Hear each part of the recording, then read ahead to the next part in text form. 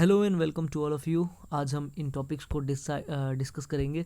पहले हमारे सामने parts of speech, determiners, article, subject verb agreement, modals, tenses, ये सारे टॉपिक्स को हम डिस्कस करेंगे वन बाय वन। लेकिन सिर्फ आज की क्लास में हम लोग एक टॉपिक को, आर्टिकल और डिटर्मिनर को डिस्कस कर सकते हैं, ठीक है। बिकॉज ये कम्प्लीटली मैंने बना रखा है पीडीएफ, और आपके सामने ये है पीडीएफ, और आपके सामने 100 क्वेश्चंस होंगे तकरीबन, ठीक है। तो ये 100 क्वेश्चन का पीडीएफ आपके सामने बना हुआ है। एक्चुअली मैंने इसको गूगल फॉर्म बनाया था, गूगल फॉर्म टेस्ट बनाया था फॉर एनी पर्पज़, बट मेरे को कहीं ना कहीं लगा कि गूगल फॉर्म टेस्ट से हम लोग इसका यूज़ कर सकते हैं for our upcoming CDS exam या NDA एग्ज़ाम, ठीक है। CDS 1 2024 या NDA 1 2024, या उसके अलावा भी कोई अगर एग्ज़ाम है तो उसमें पार्ट्स ऑफ स्पीच, डिटर्मिनर्स वगैरह के क्वेश्चन आते हैं, तो आप आसानी से उसको सॉल्व कर सकते हो। आपने पहले भी पढ़ रखा होगा, ये आपके लिए एक तरफ से मॉक टेस्ट के तौर पे हो जाएगा, ठीक है। तो पूरे के पूरे 100 क्वेश्चंस को हम डिस्कस नहीं कर सकते हैं, बिकॉज हमें डिस्कशन के साथ साथ ना उसके रूल्स को भी समझना है। हमें सिर्फ डिस्कस नहीं करना कि इसका आंसर ये होगा, चलो टिक कर दिया, इसका आंसर ये होगा, चलो टिक कर दिया, नहीं। सिर्फ आंसर टिक नहीं करना, हमें उसका मतलब भी समझना कि इसको कैसे हम लोग टिक कर रहे हैं, उसका क्या पर्पज़ है, उसका क्या रीज़न है टिक करने का, उसका आंसर ऐसा क्यों बन रहा है, ठीक है, दूसरा क्यों नहीं हो सकता। तो ये भी हमें समझना अच्छे तरीके से। इसीलिए इन सारे टॉपिक्स को डिसाइड करने के लिए, अगर सारे टॉपिक की बात करूँ तो at least we need 2 hours 3 hours to discuss each and every topic and each and every point. But हमें इतने टाइम हमारे पास है नहीं, हमें गंवाना नहीं इतने टाइम को, ठीक है। हम इसको सीरीज़ में लेकर चलेंगे, वीडियो को कंटिन्यू रखेंगे बारी बारी से। पहले हम डिस्कस करेंगे आर्टिकल को, फिर नेक्स्ट वीडियो में डिस्कस करेंगे सब्जेक्ट वर्ब एग्रीमेंट को, फिर मोडाल्स को, फिर टेंस को। इस तरीके से हम डिस्कस करते चलेंगे ताकि हम लोग अच्छे से उसको पढ़ के यूटिलाइज कर सकें, ठीक है। तो ये पहला क्वेश्चन जो है, अब देख सकते हो सेक्शन ए में ऐसा करके सेक्शन ए, सेक्शन बी, सी करके ना पूरा 6 सेक्शन बने हुए हैं। तो सब में क्वेश्चन को दिए हुए हैं 10 क्वेश्चन करके, इस तरीके से दिए हुए हैं 10 क्वेश्चन, 5 क्वेश्चन करके दिए हुए हैं। तो ये हमारा एक सीरीज चलता रहेगा, ठीक है। लास्ट वीडियो में आपका रिस्पांस काफ़ी अच्छा आया था, मेरे को कुछ लोगों ने कमेंट किया था कि वीडियो कंटिन्यू रखो, सीरीज़ कंटिन्यू रखो। कुछ लोगों ने, मैंने पूछा भी था कि आप लोग कहाँ से हो, तो लोगों ने कमेंट करके जवाब दिया था। किसी ने उत्तराखंड बताया था, किसी ने बिहार बताया था, किसी ने कहा था मैं यूपी से हूँ। तो बहुत अच्छा लगा यार, आप लोगों का रिस्पॉन्स मुझे काफ़ी मोटिवेट फील करता हूँ मैं। जब आप लोग रिस्पॉन्ड करते हो तो लगता है कि हाँ, somebody is there who is watching my video, who is just giving respect to this valuable thing, ठीक है। तो ये होता है, तो अच्छी बात है। आप लोग ऐसे कमेंट करते रहो, लाइक वाइक करते रहो, शेयर कर दो अगर आपको लगता है कि वीडियो थोड़ी सी आपके लिए हेल्पफुल है। तो देखो यहाँ पर क्या है ना कि he is European by birth. अभी हमारे सामने 3 ऑप्शन दिए हुए हैं, a and the no article का भी ऑप्शन दिया हुआ है। सपोज करो कि आप एग्जाम में बैठे हो, आपके सामने ये क्वेश्चन आता है, ठीक है। अब आप क्या करोगे, फिल इन द ब्लैंक में। तो आपको लगेगा कि हमारा एन का यूज़ करते हैं हम लोग वोवेल साउंड के सामने, या वोवेल जो लेटर्स होते हैं उनके सामने हम यूज़ करते हैं। वोवेल क्या होता है हमारे, A E I O U, ये हमारे वोवेल होते हैं। आपको लगता है कि चलो इसके सामने ई है, ई से स्टार्ट हो रहा है। मैक्सिमम लोग, जो लोग नहीं पढ़ते ना, बचपन में हम भी गलतियाँ करते थे, मैं खुद करता था ये गलती। तो जब हम नहीं पढ़ते थे तो मैक्सिमम लोग क्या करते कि एन लगा देंगे, क्योंकि ई से शुरुआत हो रही है इसकी, लेकिन जो कि गलत है, ये लॉजिक नहीं बनता, ठीक है। बात यहाँ पर ये है ना कि भले ही वो ई से शुरुआत हो रही हो उसकी, भले ही वो वोवेल साउंड से शुरुआत हो रही हो, लेकिन अगर हम यूरोप को लिखते ना तो ये यू के साउंड में आता है, य के साउंड में आता है, जो कि क से लेकर ज्ञ तक के जो हमारे टॉपिक है ना उसके अंदर ये आता है य साउंड। इसीलिए यूरोप, ठीक है, यूरोप हो गया, यूनिट हो गया, ठीक है। हालांकि इंग्लिश में इसको देखोगे ना, यूनिट को आप UNIT लिखते हो, तो यू से होता है, जो कि हमारा एक वोवेल साउंड है यू। तो क्या हम इसके आगे एन यूनिट लिखें? नहीं, जो कि गलत हो जाएगा भाई, नहीं लिख सकते हैं, क्योंकि यू हमारा वोवेल साउंड है मानते। लेकिन अगर यू को हम हिंदी लैंग्वेज में देखें ना तो ये हमारा य में आता है, जो कि नहीं है, ठीक है। तो हमें स्वर व्यंजन की इसके लिए ज़रूरत होगी, जो कि होता है अ से लेकर अहाँ तक। तो अब देखोगे ना, अ से लेकर अहाँ तक अगर लिखा होता है, इसके अंडर आने वाले जो भी वर्ड्स हैं, अगर कोई भी इंग्लिश का वर्ड लिखा हो और इनके अंडर में आता है, जैसे आप देखोगे ना तो HOUR, आवर, इसको हम पढ़ते हैं आर, ठीक है, आर पढ़ते हैं, आर पढ़ते हैं, या आवर भी पढ़ते हैं, आवर पढ़ते हो, कोई दिक्कत नहीं है, ठीक है। अभी एस तो हमारा वोवेल साउंड नहीं है, फिर भी हम आर के आगे एन क्यों लगाते हैं? क्योंकि भाई इसको पढ़ने में ना हिंदी साउंड में जो आता है ना वो अ की मात्रा में आता है, जो कि अ से अहाँ तक के अंदर आता है, इसीलिए एन आर लगाते हैं। तो सीधी सी बात है, यहाँ पर एन यूरोपियन बाय बर्थ नहीं होगा, यहाँ पर होगा अ यूरोपियन। ये एक यूरोपियन है, जन्म से ही एक यूरोपियन है, इसीलिए इसका आंसर जो बनेगा वो बनेगा अ यूरोपियन। तो ये हमारा OMR शीट है, मान लो इसको हमने लो ये फिल कर दिया जी।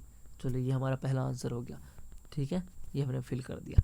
दूसरे क्वेश्चन की तरफ हम बढ़े तो I spent dash Holi at home. अब देखो मैं होली अपने घर पर स्पेंड करता, अब मैंने होली अपने घर पे स्पेंड किया, मतलब मैंने बिताया होली अपने घर पे।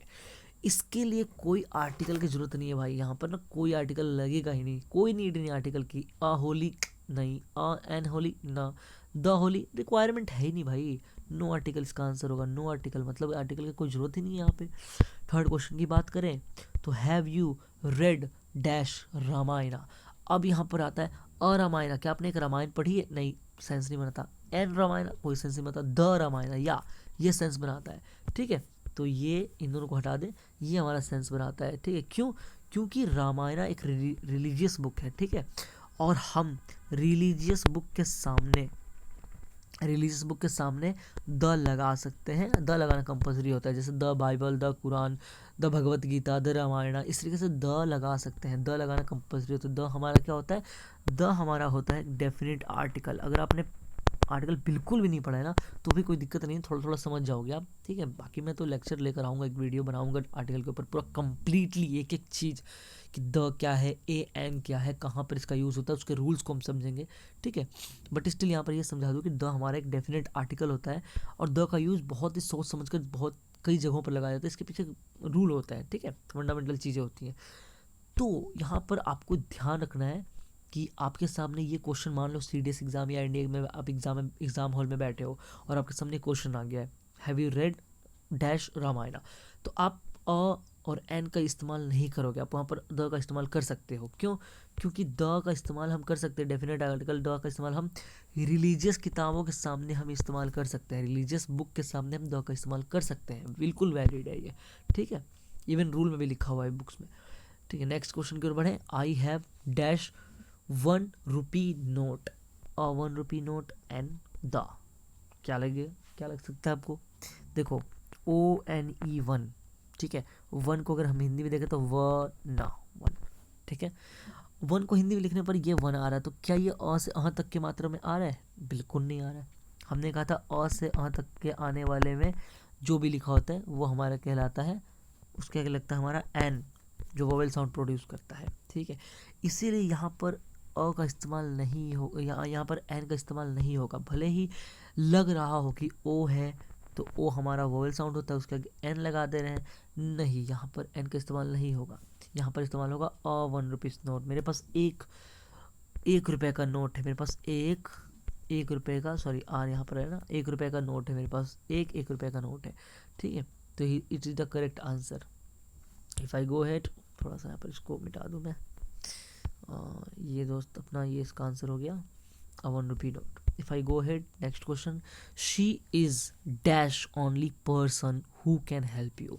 अब यहाँ पर इसका आंसर जो होगा ना, वह एक केवल लड़की है या इंसान है, वह एक केवल इंसान है जो तुम्हारी मदद कर सकती है, वह एक केवल इंसान है।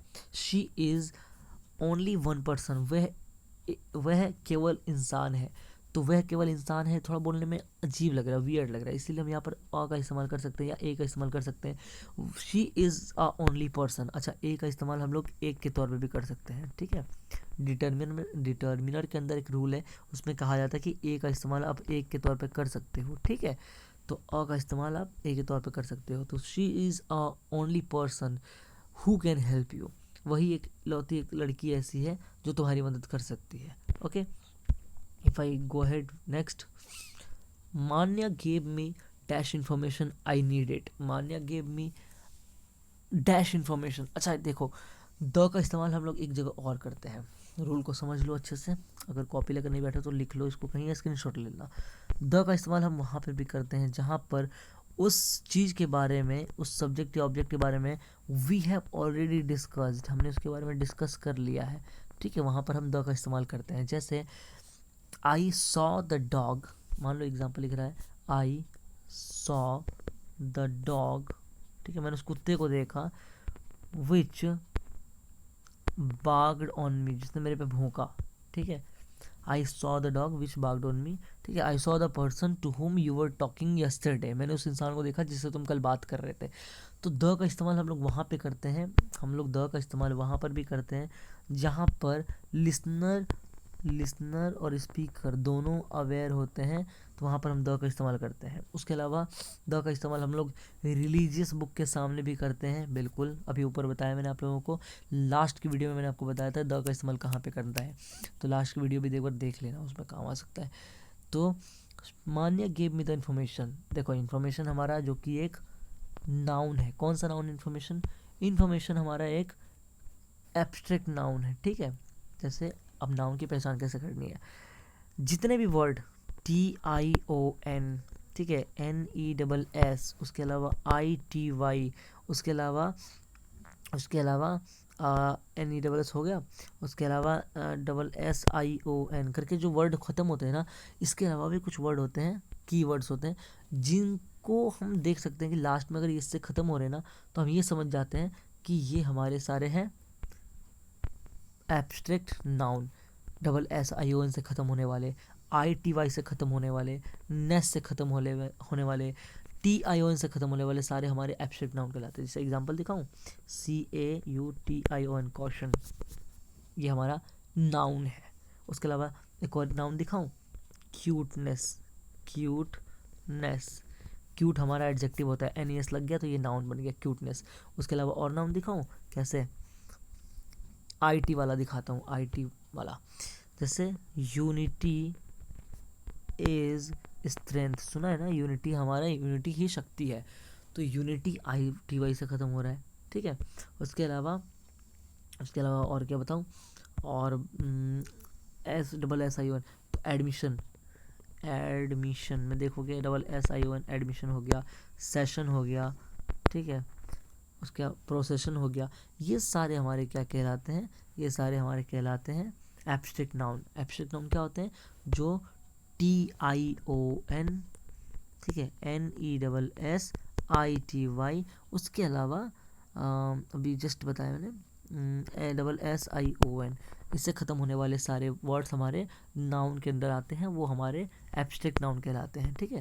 तो हम एब्स्ट्रैक्ट नाउन के सामने द का इस्तेमाल बिल्कुल कर सकते हैं, कोई दिक्कत नहीं है, ठीक है, इट इज़ कम्प्लीटली क्लियर, ठीक है। तो यहाँ पर हो जाएगा शी गेव मी, या Manya gave me the information which I needed, तो Manya gave me the information, मेरे को मान्या ने वो इन्फॉर्मेशन दिया जो मुझे चाहिए था, ठीक है। Manya give me the information I needed, मेरे को जिसकी ज़रूरत थी, मतलब यहाँ पर लिसनर और स्पीकर दोनों अवेयर है उस इन्फॉर्मेशन को लेकर, ठीक है। अगर यहाँ पर आई नीडेड नहीं लिखा होता, ध्यान देना, अगर यहाँ पर आई नीडेड नहीं लिखा होता, अगर यहाँ पर लिखा होता मान्या गेव मी डैश इन्फॉर्मेशन, तो हम यहाँ पर लगा सकते हैं मान्या गेव मी इन्फॉर्मेशन, क्योंकि इन्फॉर्मेशन का जो आई है वो हमारा वोवेल साउंड है, ठीक है, और लिखते हुए इसको हम इस तरीके से इन्फॉर्मेशन, तो यहाँ पर एन इन्फॉर्मेशन हो सकता था, लेकिन यहाँ पर आगे एक और लाइन जुड़ जा रहा है, आई नीडेड, मेरे को जिसकी ज़रूरत थी, इसीलिए यहाँ पर क्या बन जाएगा, the information is the correct answer. Alright, I hope it's clear, the information the correct answer. Okay, if I go ahead next, अरे यार ये तो सबसे इजी क्वेश्चन है, अगर आप देखोगे ना, बचपन से सुनते आ रहे हैं, the more you practice the better you become, the more you speak the more you will listen, इस तरीके से जितना ज़्यादा बोलोगे उतना ज़्यादा सुनोगे भी, जितनी ज़्यादा मेहनत करोगे उतनी ज़्यादा स्ट्रांग बनोगे, the more you do hard work the more you will get success. तो ये क्या होता है ना, द, ये आप इसका इस्तेमाल तो बचपन सुनते आ रहे हो, कोई नीड ही नहीं इसकी, तो ये हो सकता है आराम से।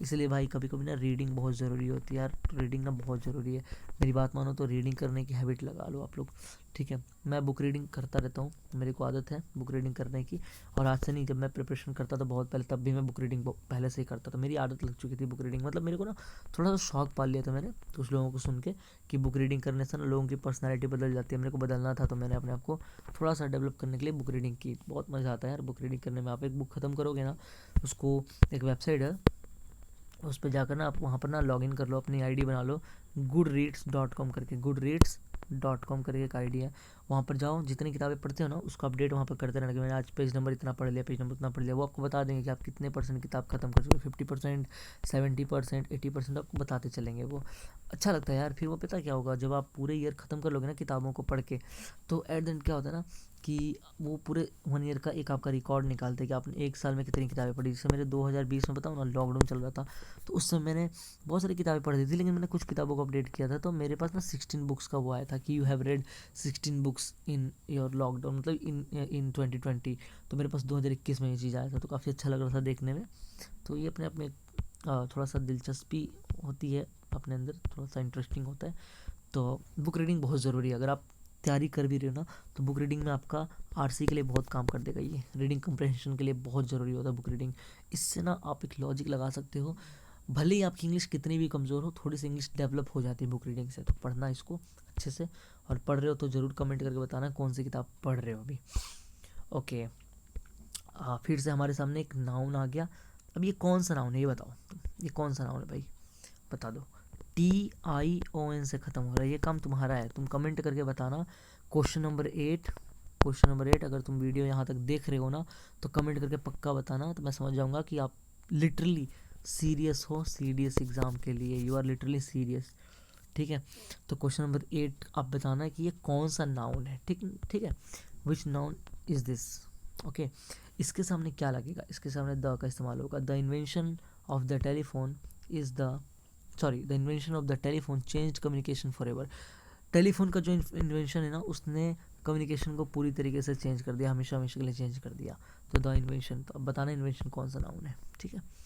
चलो आगे बढ़ते हैं, इसको टिक कर दूँ यहाँ पे पहले। तो आगे बढ़ते हैं नेक्स्ट क्वेश्चन की ओर।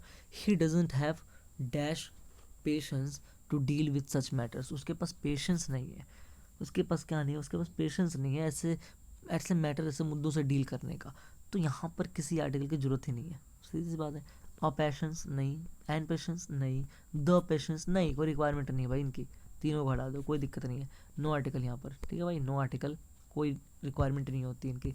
अच्छा, पेशेंस हमारा कौन सा नाउन है, हाँ CE से ख़त्म हो रहा है ना, ये हमारा एब्स्ट्रैक्ट नाउन है, ठीक है। ये भी मैं बताना भूल गया था ऊपर में, ITYNESS, ठीक है। उसके अलावा SSSION वाला हो गया, उसके अलावा CE वाला हो गया। ये सारे हमारे क्या होते हैं, ये सारे हमारे होते हैं एब्स्ट्रैक्ट नाउन, ठीक है। तो इसका आंसर बन जाएगा नो आर्टिकल, मतलब किसी आर्टिकल की ज़रूरत नहीं है। सोचो यार, अगर CDS में अगर ऐसे क्वेश्चन आ गए तो मज़ा आ जाएगा भाई, बिल्कुल। ओके, सो यहाँ पर हाँ देखो, एक रूल है, द का फिर से बता दे रहा हूँ, ऊपर समझा दिया। उसके अलावा एक रूल और सामने आ रहा है मेरे। द का यूज़ हम लोग कभी भी लैंग्वेज के सामने नहीं करते हैं, किसी भी भाषा के सामने ना द का इस्तेमाल नहीं करते हैं, लैंग्वेज के सामने द का इस्तेमाल नहीं होता है, ठीक है। यहाँ पर कट कर दे रहा हूँ ताकि समझ में आ जाएगा आप लोगों को। बैर क्या हो गया, ये ज़्यादा हो गया। तो यहाँ पर द का इस्तेमाल हम लोग नहीं करते हैं, ठीक है। तुम बोलोगे ना कि आई am learning the French language, तुम बोलते हो ना आई am learning English, I am learning the English, नहीं, द इंग्लिश नहीं होगा वहाँ पे, दो की गलत है। अब बोलते हो ना आई am learning the French language, the French language, तो ठीक है, क्योंकि लैंग्वेज की क्वालिफिकेशन बता रही हो, कौन सी लैंग्वेज क्वालिटी उसकी वो बता रहे हो, क्वालिफाई कर रहे हो कि फ्रेंच लैंग्वेज। लेकिन आप किसी को ऐसे नहीं बोल सकते I am learning the French, ठीक है। I am learning the French, French as a language, आप उसके सामने द नहीं लगा सकते।